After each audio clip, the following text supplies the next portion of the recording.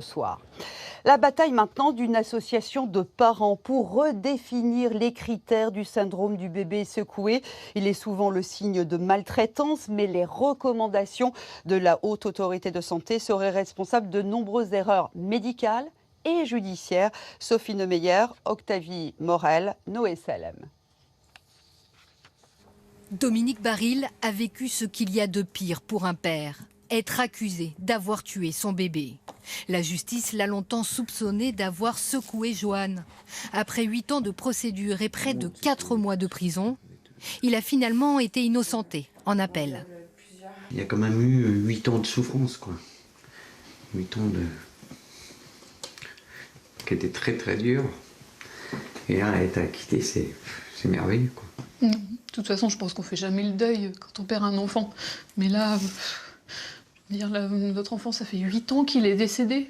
Et là, ça fait seulement 6 mois là, que ça s'est arrêté. Et voilà, depuis 8 ans, on nous a demandé tout le temps à quelle heure vous lui avez donné le biberon ce jour-là, qu'est-ce que vous avez fait ce jour-là. Enfin, pendant 8 ans, il a fallu se repasser le pire jour de notre vie, en fait, quoi.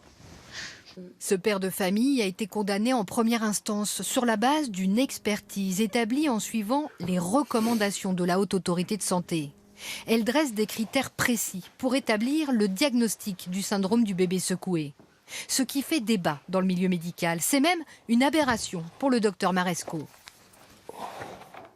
Le plus gros problème pour moi, c'est qu'elle dit que le diagnostic peut être établi avec certitude et que la nature violente, délibérée du geste peut être établie avec certitude. Aucun médecin légiste, aucun médecin n'a de certitude. Depuis, d'autres spécialistes ont démontré que Joanne souffrait en fait d'une maladie neurologique. Sa mère en veut aux premières expertes qui se sont contentées, selon elle, de suivre les recommandations.